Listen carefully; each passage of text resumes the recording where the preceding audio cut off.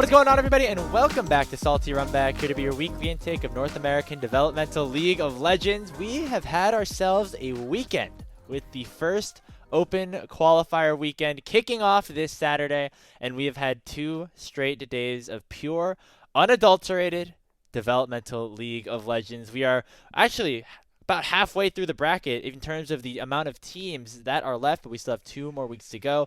Best of 3s will turn into best of 5s, and by the end of this week, next time we'll see you here for episode 86, we'll have our 2 of the 3 teams qualified into the Challengers League for the Split 1 of 2025. My name is Grapes, joined alongside Hawk. Hawk, how are you doing today? Grapes, I'm doing fantastic. You know, it was a crazy weekend of games. This was the best weekend to be a North American League of Legends fan that we've had in quite a while. It did indeed live up to the hype. And yeah, I'm feeling good. I'm ready for a new week of Salty Runback to talk all about it. Yeah, and right away, we just want to give you guys a huge thank you, a huge shout out, as our last episode absolutely crushed. It has more views than our next 2 most viewed episodes combined. Yes.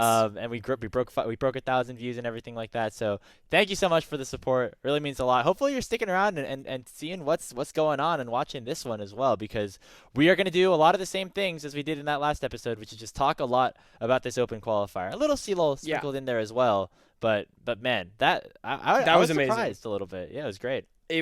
That episode became our most viewed in like less than 24 hours after it came out, which was absolutely crazy. Obviously, it was a very timely release as well. It's cooled off a little bit since then, although it's still getting views. The watch time's up. Yeah, thank you to everyone. We also got 34 likes on the video, 3 dislikes, probably people that didn't like where their team were rated. Fair enough. But we got 34 likes on the video. Usually we just get like 2 or 3 because people don't bother. So thank you to everyone again. Like, if you want to like, comment, subscribe, everything about that video's metrics were through the roof. We're going to keep doing, hopefully, really fun stuff like that all the way through the qualifiers and beyond, of course, for you guys. But yeah, that was really, really cool to see and definitely pop the fuck off.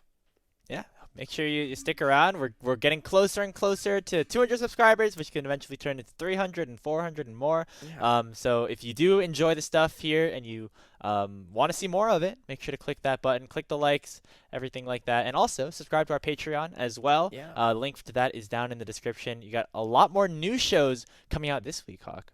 And yeah, we got new shows coming out this week. We're finally going to have the Spices Right going. I'm in talks with third party right now. I'm probably recording. I still need to reach out to Taki. I'm hoping to record on Thursday, so maybe it'll be like a Friday release. Probably CLOL office hours. So that way, if you're an Extra Salt patron, you still get a video, but then if you're overdosed, you have both OQ and CLOL to literally overdose on Salty Runback with on your Friday afternoon, heading into probably an even actually better weekend of games than we just had, because it's closer matchups both in CLOL and in OQs. And also, again, make sure you join the Discord as well. We started having some of the players playing in the OQ joining the Discord. We had Clarice, shout out Clarice, join and be like, hey, is there a trash talk channel? Guys, the beauty of it is it's the Salty Runback community Discord. It's not moderated by anybody. I mean, you know, within reason. Yeah, but like, moderated by us. Yeah, right. It's moderated by us, but the point is, it's not official. You can talk with your friends, have a great time, shit talk each other to your heart's content within reason. I really should not have opened that can of worms, but maybe we're good. We should open up an OQ trash talk section. Maybe that'd be fun. I don't know. I will say we might need both a OQ and an NACL discussion channel, but we can have that conversation off. Yeah. But join the Discord. The link's in the description, and maybe we'll add it to our link tree, because as Chad told us, it wasn't there. Yeah. I did that in about 5 minutes. Shout out Chad. One of the links. Chad's watching. But anyway, I think that's enough formalities. We can get cooking if you want. And again, just talking about the Patreon, in that Discord, you'll get access to some special channels in that Discord by subscribing to the Patreon page, including getting access to request some headlines, which we're going to get into right away here with our first headline. It's just, we're going to generally talk about the OQs, but Samikin, one of our patrons, did actually just request for us to do kind of just an overview or a quick recap for people who weren't able to catch all the games. Spoiler alert, we also have not kept up with all of the games, as there were literally like over 200 League of Legends games played over the course of 2 days. So if we get something wrong about your team or something wrong about a team that you like or you watched, please let us know in the comments, but take it easy on us a little bit. We tried our best to keep up with things, but I think the general point of this first headline here, suggested by Samikin, is just to have some big takeaways from the bracket and talk about some of the biggest stories that happened over the course of this weekend. Yeah, exactly. So, I mean, oh God, there were so many games, especially Grapes. You probably have actually, at least at this point, I didn't really watch any tape today. You have probably watched more games than I have because on the main broadcast, like I'm watching one series, you know what I mean? Whereas you were able to click around a little bit more, and we both were kind of on Sunday.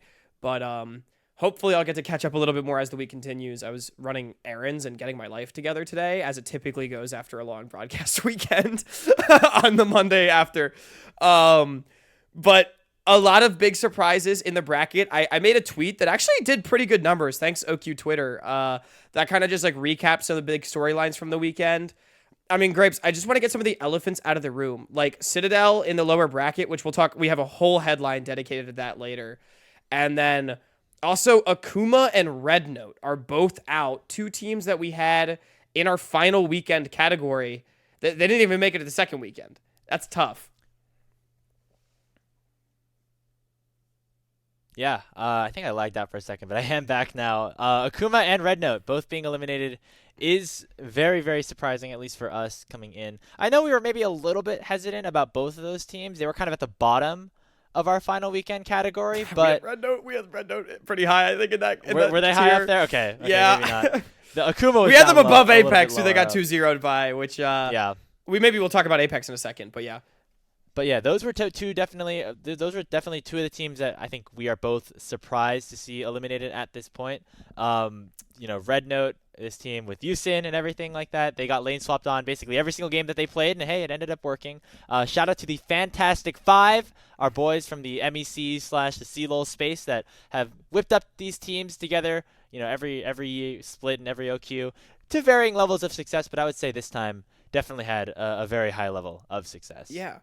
I'm going to say, too, I'm going to cope for Red Note for a second here and maybe dump on Akuma just a little bit because I will say I think both of the teams, it's a disappointing elimination, but Red Note lost to another team that we had right next to them in the final weekend tier, and the Fantastic Five that we had like at the very top of the like top four, what day 4 solid, whatever that tier right below them was. We had a Fantastic Five like literally right behind Fisher at the top of that tier. So like two losses that obviously we thought Red Note would maybe be able to take, but I still think their showing was not actually completely terrible. Akuma losing to Titan Esports 2-0 in the lower bracket, that's a tough loss, man. Obviously Thin Uncle Phil had some shots fired, said Draxer and Jito not being that bad is a hot take, and it kind of got backed up a little bit. I won't lie. Garrett Meyerson and Paragon were able to dispatch them pretty well. I really thought the top side would be able to, get it together a little bit more though, and that just didn't really come together. So I do think, like, as far as most disappointing weekend, if that was a question, I think I still say Akuma, even though Red Note obviously disappointing as well. I think the thing that I was the most excited about for Akuma is the fact that, obviously you have two players in the bot lane, Draxler and Jito, that aren't typically players. They're more often coaches or analysts and things like that. But I thought maybe bringing that level of expertise, bringing that level of experience, and I think you consider these guys generally to be very smart individuals about League of Legends. Yeah. Like the amount of people that they've taught has always been really good. I was hoping for them we to have also maybe seen Jito still play on GSL tier OQ teams in the past. But that TFT team, that wasn't. But that's not the only one, right? I swear there's been another team that Jito played on. I think he was on Wang's for like a split for one of the two OQs in one of the splits. So anyway, I was thinking like, hey, with these coaches, if they kind of swallow their ego, realize they can't play standard and win, and end up like playing some like weird, crazy shit, like abusing the meta, like trying to utilize things to their advantage, like maybe that could have worked and maybe that would be their way in. But you look through the match histories and it's 80 carry for Draxler, 80 carry for Draxler, Ezreal, Varus, Corki, like just playing standard stuff. And at the end of the day, even against somebody like Paragon, who I I think I was think a very Paragon's solid pretty player good. on Cloud Gaming, was like the main carry for that team on a top 16 OQ team. You give him the ball against two off-roll in a way players, and that's what's going to happen. I think the bigger surprise for me is that like just the rest of the top side didn't really make up for the deficit in any way, which definitely happens. Again, I think it's also like the fact that it was a 2-0. Big shout out Titan Esports. They have a match in the lower bracket next weekend against Zero Animosity, which is very winnable for them. And then they get the loser of Near Airport versus UCI. So that maybe that's where their road ends. But I mean, Titan Esports going potentially going to make it to the 4th round of lowers, I think is a really good showing for them. If they're able to clear Zero, who we actually had on mainstream. Zero Animosity, I want to give a quick shout out. Retrozing and true rookie Bebsy, the double carries. The team played around them super well. They took out Kongji's team, who also dropped the game to Potato Tomato. But regardless, they took out Kongji's team 2-0. What's up? Is that one of the biggest storylines too? The potato. The I think we need to at least like address the elephant in the room that this is a team that we had, now granted, towards the bottom, but we had Prosperity Esports Grapes in our like day 3 hard stuck category, and they almost lost to the Emerald team. So yeah, that was not great. I don't think Prosperity ended up making it to day 3. They did win that series, by the way, guys, but God, the bracket is so big. They lost to Flippers 2-0 in the next round. So they're done. Flippers won the honor of playing the Citadel. Yeah, that's so unlucky. Imagine like, okay, guys, we're gonna go on this lower bracket run, and you just have to run into Citadel like immediately. That's so I will sad. say, Flippers, I think, is actually like a pretty mid-tier team in the lower bracket right now, though. There's a lot of good teams. Like right now, we've cut the field in half. So if you've made it to week 2, you're a top half team in this open qualifier, theoretically. So that's a bit of a credit to yourself, like regardless at this point.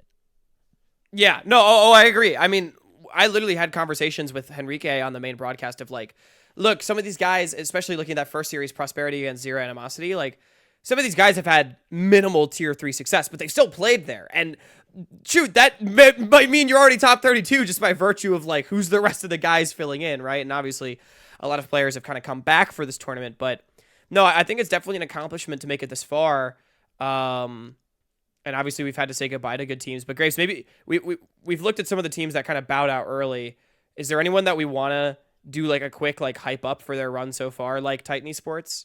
Yeah, bouncing off of that point about these kind of teams that we didn't know too much about coming in, I think a good I know obviously the main broadcast didn't pick like the most notable or exciting games in terms of like name recognition going at it with each other, but I think they did a good job, and you guys did a good job of like highlighting some of these players, as you said, some of these rookies, some of these newer players that are playing in this OQ, and I think that really just spoke to the level and the scale of this tournament as a whole. And another team that kind of fits that model that I want to talk about for a bit is Bikini Bottom Warriors, our boys from Michigan, with ShamWow and Omli and Orices coming out and 2-1ing Novosphere Gaming on the mainstream. That was the last game I think that was happening basically across the board, and they have moved on. They're going to be playing against Saving Private Dozer, a bit of some former North Conference rivals going at it with each other down there in the lower bracket. That series at the end was very, very entertaining to watch. The shout out to the Michigan guys. Yeah, dude. Also, I mean, I'm sure everyone saw the Cubby tweet where they got egoed in a scrim, hilarious. And then fucking Pentakill won the series against the team that egoed them in a scrim, and then posted it in the OQ Discord. That is peak tier 3 drama. I fucking live for it. Definitely shout out to ShamWow for that, because you have earned the right to talk shit over that. Absolutely. Honestly, Graves, that whole 4-pack down there at the bottom of the lower bracket, Bikini Bottom against Saving Private Dozer, and then you also have Next Level Exodus. I think a bunch of teams that are all in the middle of the pack there. Saving Private Dozer probably like the favorites out of that group, but then you also look at the teams that they move on to play if they drop down, which is Gravity, Dog Fans, Tempest, and then the PP team. I think like whichever of those teams go to the lower bracket, I actually think there's a really real world where we could see like Saving Private Dozer hit day 4 by kind of winning that package, if you will. Like Exodus against Next Level, I think is going to be another great game. We saw Exodus on the mainstream. Honestly, like despite getting absolutely destroyed and gapped everywhere by Near Airport, they were a fun team to watch. Shout out Genesis, who solo killed Jensen once. They might have lost the series, but you can say you solo killed Jensen. You can say you solo killed Jensen. Krakadon stole Baron against Spica. Like, there were still some pretty fun moments here and there. Yeah, that was kind of the teamless revenge core without a Nori B, kind of coming back together. Well, but I thought it was St. Ghoul, but Phantom Star is also apparently on that team. And yeah, so I guess he said we didn't get like told starting rosters ahead of time. So yeah, it's like the teamless revenge mid jungle with like Ami Bro, Phantom Star, and then Arbrio, who I spent so much time hyping up, and then they fucking lane swapped him out of a winning matchup, and then I was so mad. He got blasted in game 2. He like the Rumble into Jax was not the best played Rumble I've ever seen. I'm gonna be honest, but I mean, okay. if we're gonna stay on this kind of bottom half of the bracket, because I think this has like a lot of really fun storylines. The last team I want to shout out real quick before we can move on to some of our other headlines here is Next Level Esports as well. They fell also down in to the that lower 4-pack. bracket. Yeah, this is gonna be a bloodbath down here.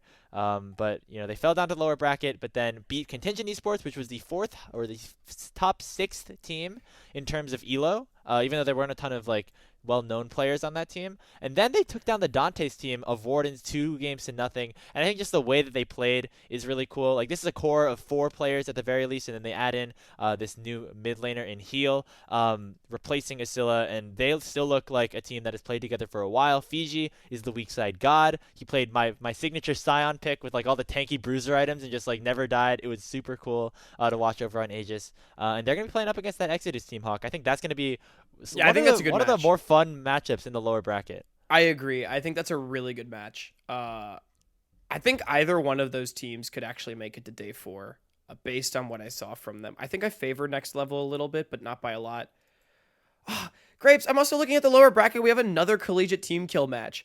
It's Fisher against Grandview, like immediately. Yeah, although we did hear some insider information in our Discord that series might not happen. Yeah, it might be Grandview just moving on. We'll see. NECC playoffs are definitely big. Speaking of CLOL, we'll be talking about that a little bit later. But I think this is a good time to transition, Hawk, into our next headline here, where instead of talking about the teams specifically, we're going to get the chance to highlight a specific player. Which we like already did this, by the way, but yeah. This is suggested by Shanatonin in our Patreon. So again, if you want to suggest some headlines for us to talk about, he said pick a player that you weren't expecting to do too much coming into the weekend that you all of a sudden are thinking about a ton heading into week number 2. A lot of options here, Hawk. Who you got? Dude, and we've only seen 3 games from him, but I got to shout out our boy Nightstar against his former team. He really clutched it up. Looking at the Aegis stat sheet, his like gold generation efficiency is really high across the rest of the tournament right now. We have seen this guy be a 1v9 carry on quite a few teams now over the last like year and a half or so, including in CLOL last year.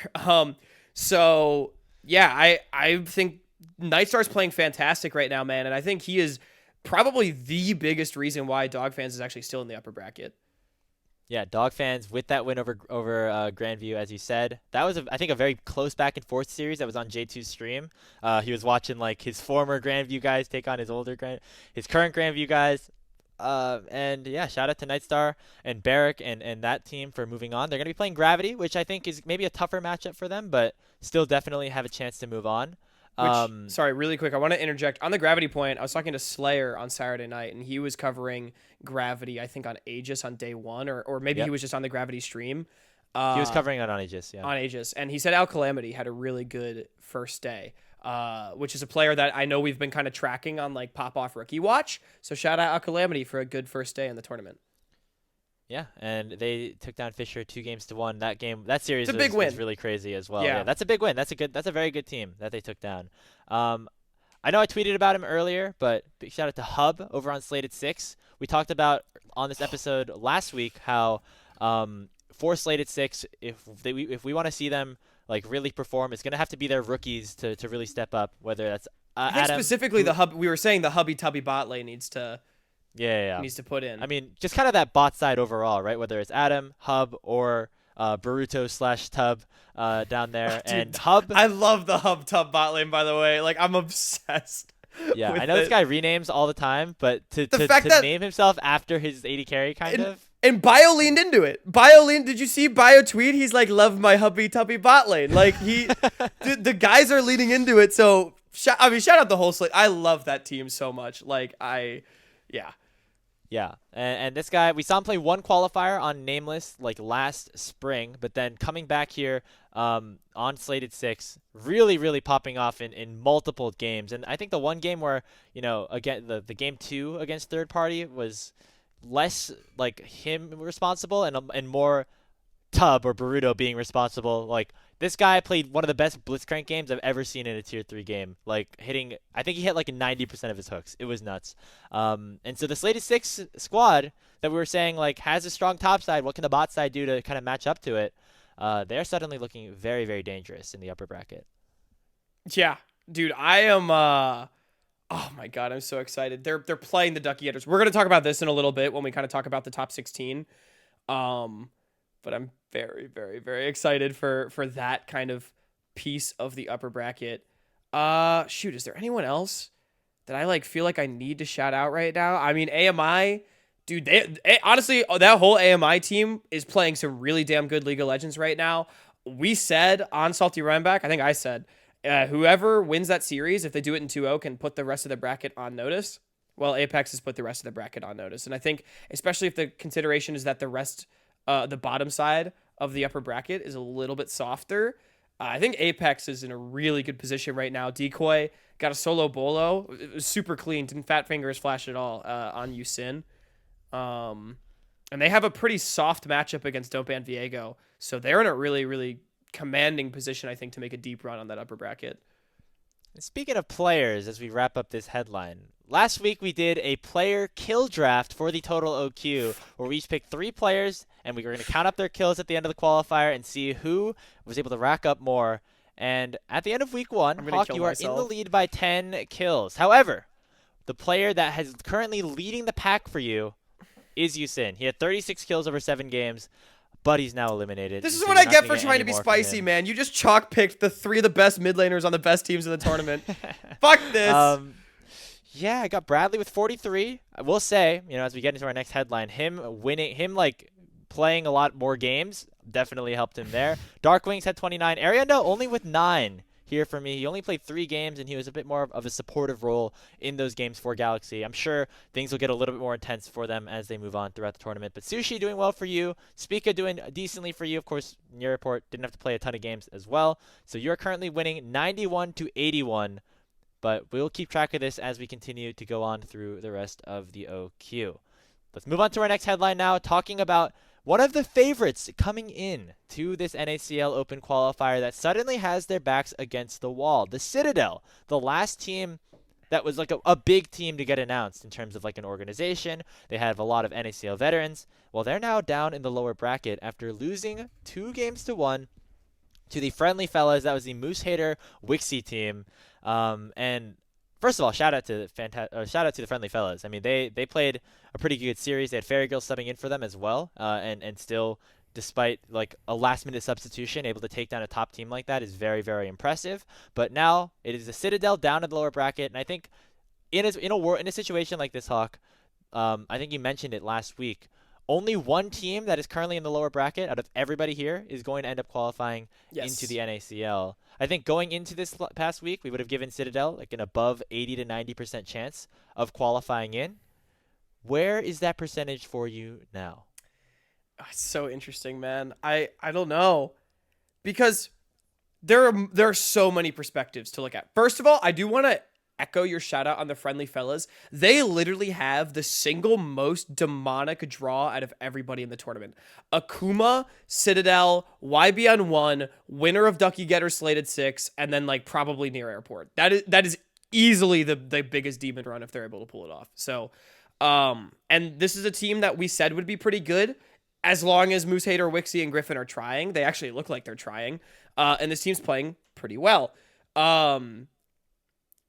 But man, the Citadel looked like shit, and there are multiple ways of looking at this, because on one hand, I think if you think that Citadel is still just like the best team in the tournament and still the favorite, I don't think their needle has moved that much, because we literally said it last week on the episode, is I don't really care too much about how hard your draw is, Because if you're going to play in the NACL, you've got to be able to beat all these guys anyway, you know what I mean? Like, yes, only one team qualifies out of the lower bracket, and you would love to get that upper bracket spot, but like, so someone's going to get it, right? And someone deserving is going to get it. Because there are too many good teams for not enough spots. So you have to beat favorites, right? And so I don't think Citadel needing to win, like I tweeted, they have to win 8 straight best of series in the lower bracket to qualify. That should be completely doable. The problem is this team looks like garbage.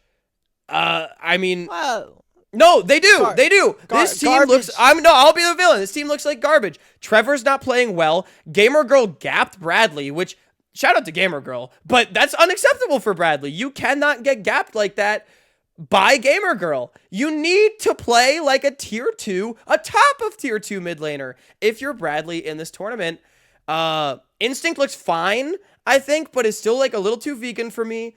And then the rest of the team is just not getting it done, right? And I think this is a problem that the Citadel needs to immediately address. I think they showed up in day 1 thinking they were just going to waltz through this tournament. And we'd actually heard that scrims weren't that good for this team. And I think they showed up overconfident. They got punched in the mouth. I need to see them lock in and play like tier 2 players because that's what they are. Yeah, the big thing about falling to the lower bracket this early is that all of a sudden your variability is gone, and every single series that you actually win in the upper bracket is like one less series that you have to win overall, if that makes sense. Like if you moved on to the next round, instead of winning 7 or 8 best of 3s, it's like 5 or 6, and then it kind of keeps going that way. But because you drop down this early, there's that many. Like, this is basically a gauntlet that you have to run through. And it's not like the teams are going to be necessarily slouches, like, all the way through. They should be able to beat these guys, right? But as you mentioned, like, Flippers is their first round opponent. Like, sure, they're, like, not, like, you know, Citadel is obviously expected to win, but that's not like a no, they're not a pushover at all. Especially after how they've looked against some of their other ones. They do luck into, I think, playing against the Don't Ban Viego Apex loser, which we're expecting to probably be Don't Ban Viego, and then after that, it's like going to be probably third party or I think it's going to be Wangs. Dorado. Wait, what? I'm looking at the Battlefy bracket right now, which is apparently. Oh, I read gospel. I read the wrong. Yeah. It's not okay. So they actually have a decently, like, not easy bracket, but like a doable bracket. But they are gonna have to execute. I mean, I think the first problems immediately arose where in that first game against Oakland University, we shout out to Oakland. They did not win a game, but their they did 80 take carry Citadel. was second in damage per minute in the entire tournament, which is fucking based. After playing like 4 games or something. Yeah, that's nuts. Yeah, I don't think they won any of their series, did they? Or did they win their first? They might have won one of the games. They are out right now. Okay. So yeah, no, I know they're out. Yeah, they lost to a Akuma 2-0, yeah. but Bully You, shout out. And he was like 12 and 11 at some point in that game. I was just watching through some of that fucking VOD. Base, dude. Citadel had the bloodiest game of the entire OQ, and it wasn't because they were getting all the kills. It was very even. It was like 40-40 at the end of the game. I have seen that game.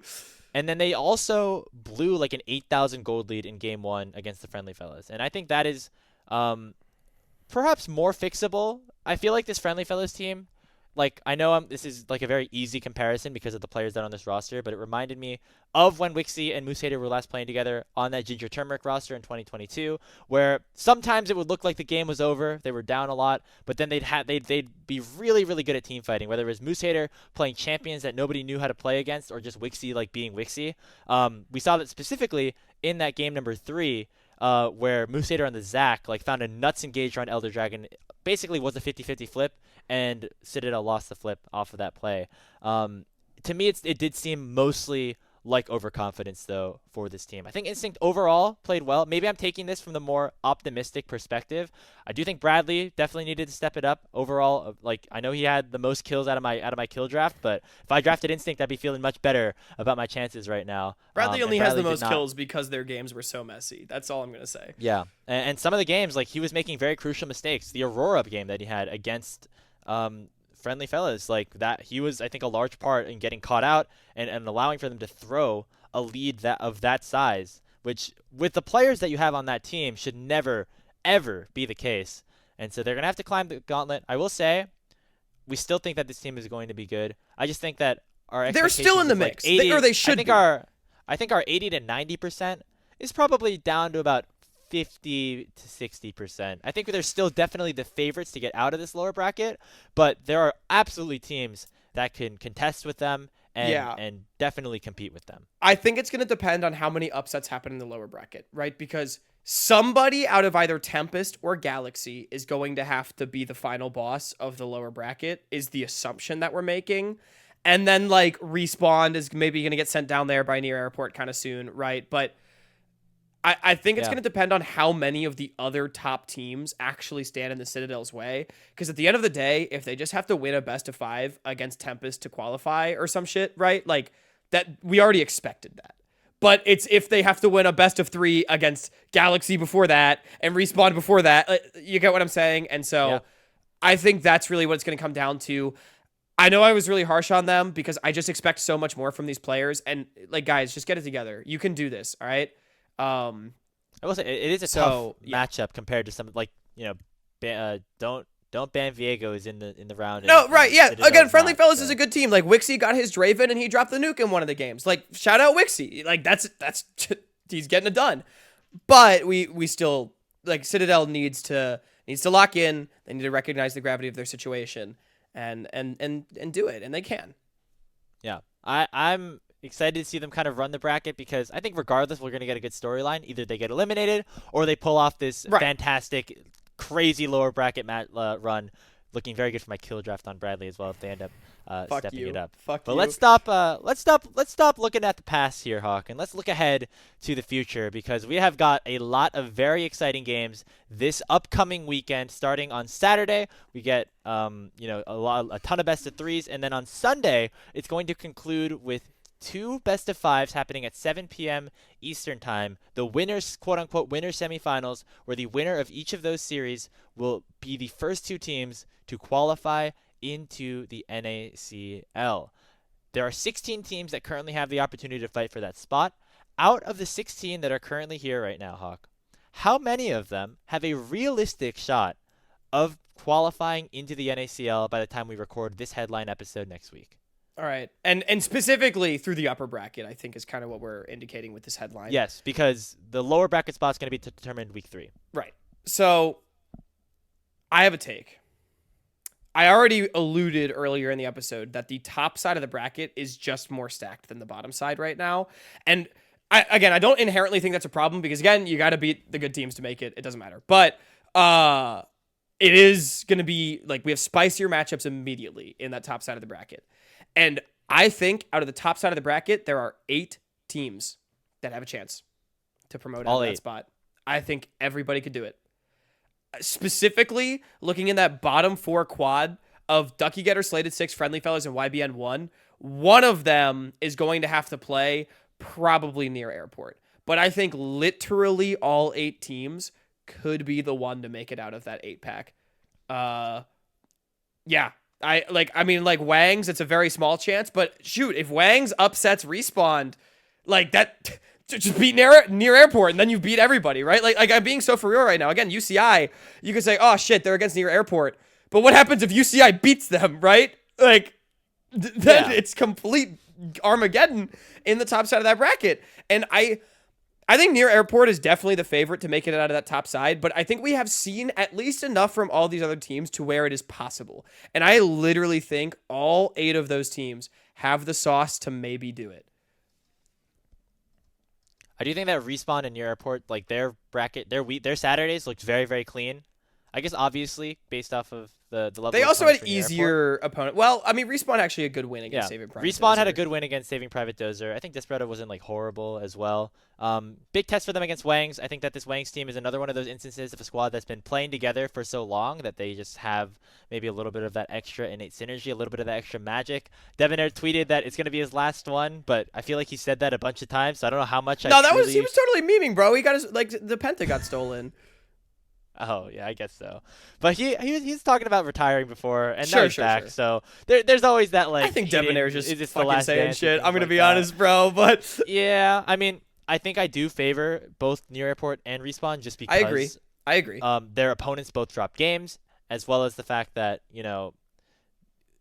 just they were the favorites coming in, kind of. But I do like the looks that we've seen from UCI and Wangs as well, so I can definitely give you that. The kind of second quadrant there of Ducky Getter, Slated Six, Friendly Fellows, YBN, totally agree with you. I think it's literally open door. Yeah. Any one of those Ducky teams Getters could be against that Slated other Six is like, what a fucking matchup that is. It's literally like Ducky Getter Civil War with like a bunch of other rookies all like playing together. I think that's matchup of the weekend for sure. I'm gonna push really hard to get that one on main broad. We'll see if it happens. That game is gonna be absurd. I also think both of these teams looked really good in the first Saturday. Yeah, Slated Six did drop a game, but it was to USF and Dragoon, and you gotta respect Dragoon and Co for coming out with a big win there. But I do agree, especially that second round that they played against third party really solidified to me that this Slated Six team is going to be legit. Let's see. I think all four of those teams have a chance. I think that, man. I mean, do I be the villain here and say that I think Respawn and Near Airport are the two teams that have a chance up there? I don't know. Or it could be the true somebody else say, is at least going to play in the final game against them because they have to play each other before the last match. Do I be the true villain and just say only like two teams? You could say it's just Near Airport. Only Near Airport or Respawn in that top half, and then in the bottom half we go Tempest. Well, we'll talk about the bottom half in a second because I think they're kind of separate, right? Yeah, I think out of this quadrant in terms of qualifying in, I say. I mean, you can't say 8. I think the doomer take is to just say 2, and it's the winner of Near Airport and Respawn. But I really don't think that's the case at this point anymore. I think the Friendly Fellas victory has proven that they can kind of take anybody. I think tier 3, and this is always my issue with people being like, I only think 5 teams really have a shot to promote, which is like I generally agree. There were 5 obvious favorites coming into this tournament, but like tier 3 is so fucking random. Like all it takes is that one day, you know what I mean? And you could do it. So, and we've seen these players hit these peaks. I'll be the doomer. I'll say it's 2 teams. I think the winner of Near Airport and Respawn is qualifying for the NACL. That'll be my take. All right. Fair enough. Let's go quick to the bottom bracket as well. Tempest against PP. Gravity against Dog Fans Galaxy against Dorado. Don't Ban Viego against Apex Mission Impossible. Just reading those names out loud, Hawk, to me, like, this is definitely a way more wide open side of the bracket. Yeah, I'm going to be honest. I think the only thing that really matters in this side of the bracket is going to be Galaxy against Apex Mission Impossible in the next round that we have. Again, that's a match I'm going to push really hard to get on mainstream because I'm kind of just assuming that the winner of that match goes and plays Tempest. I think Gravity has like an outside shot. I think that team's good. So I'll say 4 teams. If Gravity is able to take down Tempest, they've obviously earned it. I think PP, Dog Fans, Dorado, and Don't Ban Viego are all cooked, though. I think we're just going to see the 4 strongest teams from the side of the bracket in the mix, and it'll be one of them. If you want to be real villain, I think there's also room to say it's just Tempest and Galaxy, because I do think these teams are probably still better. Like, even for as well as Apex has been playing, do I actually think they beat Galaxy? I'm not sure. The real villain take is to just say Tempest, right?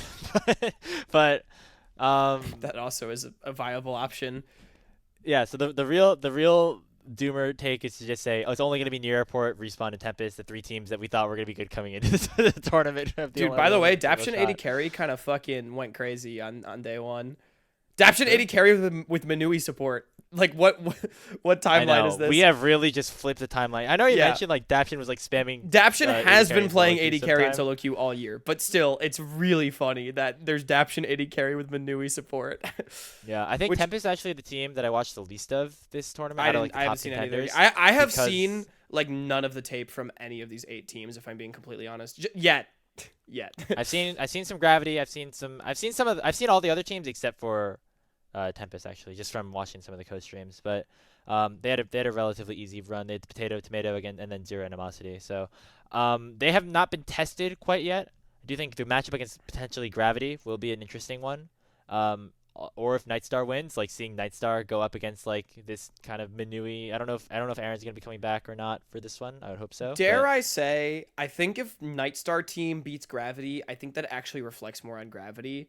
Like, At least as far as like, I don't think if Dog Fan suddenly wins that matchup, I'm like, oh shit, then Tempest is definitely winning that game. Does that make sense? Like, Yeah. and I think Dog Fans is good. I just don't think it's like a promotion threat team. I'm sorry. Like, I love Nightstar. I love that whole team. And I think they could actually make like a pretty good push still. I think they're in the mix. They've earned their keep. But yeah, I think if Dog Fans beats Gravity, then I'm like, oh shit, Gravity just wasn't that good. And then Tempest is gonna easily make it to that decider and the best of 5. I'll say Tempest, Galaxy, and Apex in this bracket as well. And then again in the top half, I'll be the villain here this time. I'll say Near Airport and Respawn. And as soon as UCI or Wang win, they can be in the Twitch chat and, all right, and start last playing with me. Last question. I have two quick questions before we go into our last headline. I know we're already going long, but first one, Ducky Getters versus Slated 6. Who do you have? I said it last week. I'm going to stick to my guns. I'm going to take Slated 6. Okay. I think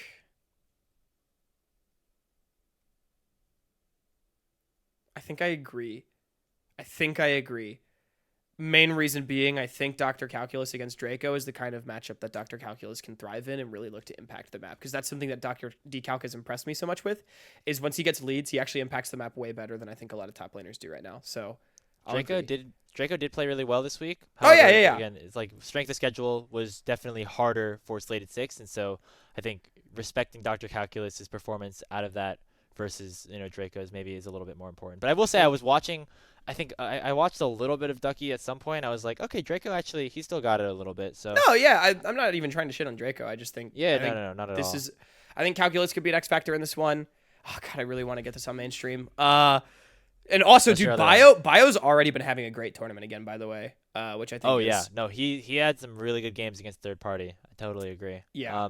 You said you had 2 questions. What's your second? Okay, second question is odds UCI upsets Near Airport. Because you are, I can quote you as having said in our CLOL Hub Discord that you think UCI is real this year. I said they've been looking nice this year. I did not say they are real this year. How real are they? Nice. Or what you said something you said the nicest thing I've ever seen you say about UCI maybe in your life. How what are their odds to beat Near Airport? 15%. Damn! I saw double lift on stream. There's a clip that Zhao Danny linked to us in Twitch chat like yesterday, as we're recording this, and he said, "Yo, this team's got Gorka and Stropist and Rosethorn on the team, and Zhao Danny." And then he like at the very end he said like and Zhao Danny and the clip and Danny was like, "Yo, that's me." That's awesome, right, dude. So it's clear that NA they do respect UCI a little bit, and they have been playing very good League of Legends, but. Obviously, at Near Airport is the big favorites. Although I will not rule it out. It would be the most UCI thing ever to beat Near Airport and then not qualify into the NACL. That's all I'll say. I think I actually legitimately think with the form that Gorka has been on, I think Gorka and Cerulean can try to win the series through bottom lane. I'm just very afraid for UCI solo lanes. Like, Danny, I know you're a friend of the show and you're probably watching this. Be careful against Pobelter and Jensen. Jensen absolutely plowed everybody last week. Hey, he beat Goku. Similar amount of international success as Pobelter. That's disrespectful to Jensen, bro. That's disrespectful to Jensen. But if I'm being completely honest, I thought Goku was the better mid laner in that series. Although Danny had a good game through Evolution. So, I'm a little afraid for UCI solo lanes, but if they hold their own, I'm actually curious because I think UCI's macro is like pretty decent. So we'll see. Yeah, I think I'll give them. I'll be nicer. I'll give it 25% for for UCI. You said like whoa when I said 15.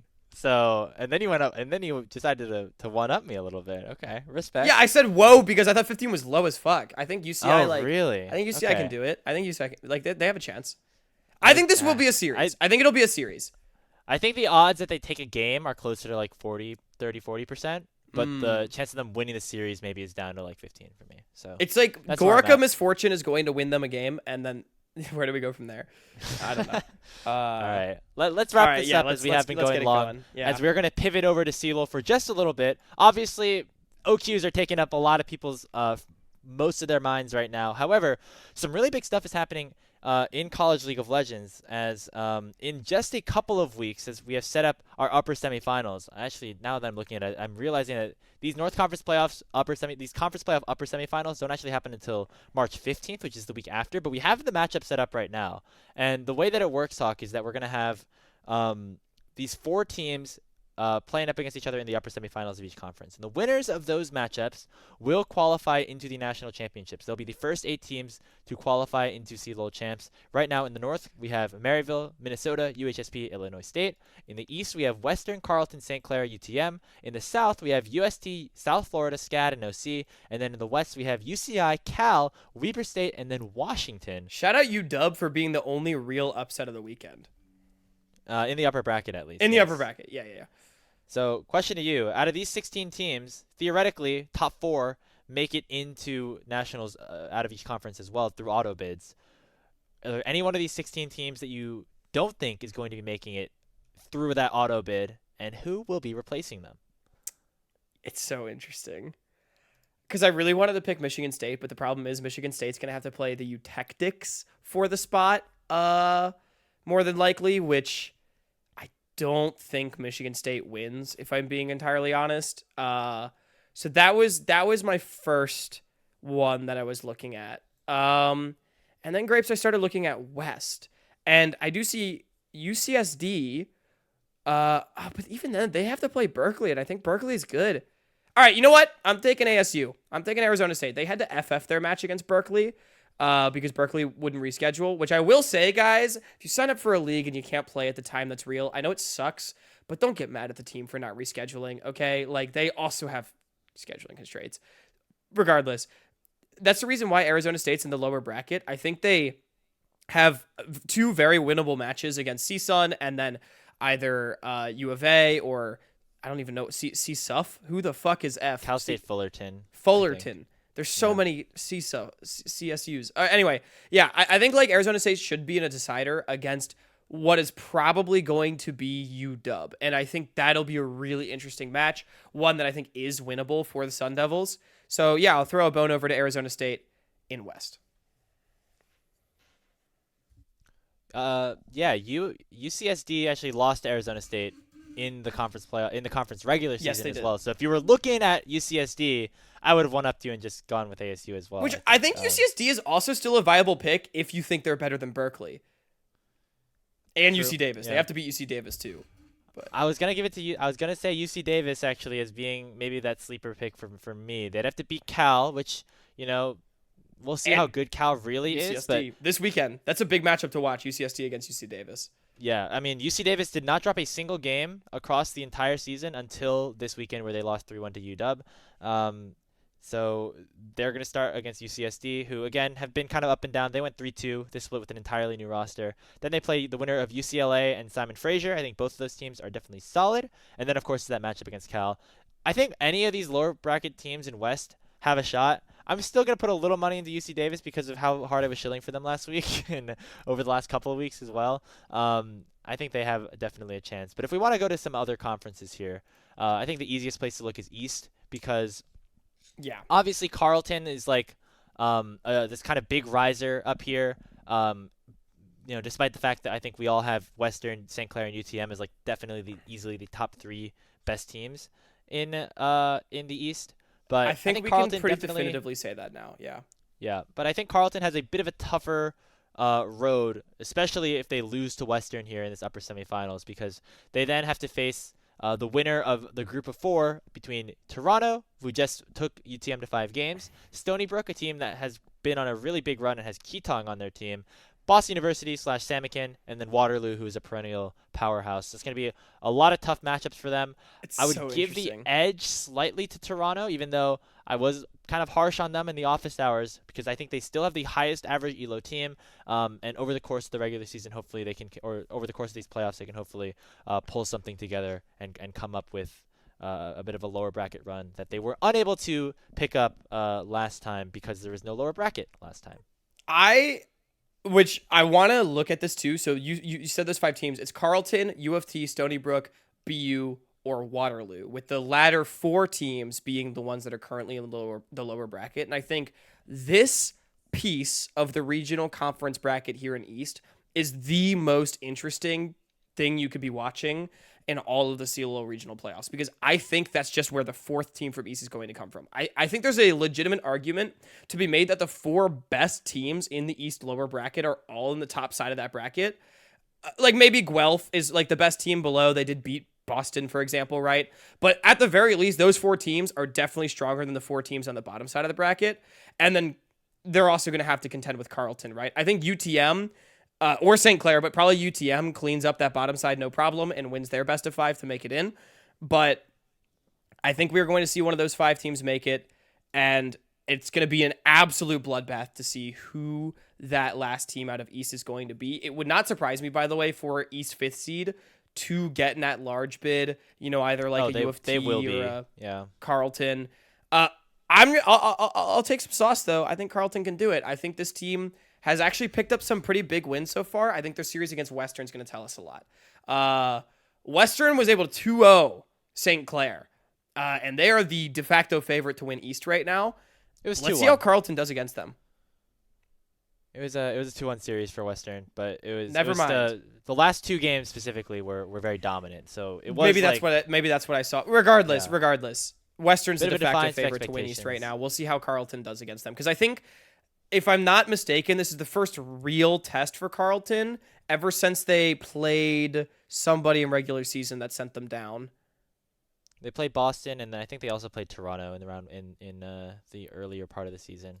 Hang on, let me look at the regular season, and then we can wrap this up. But I want to find this.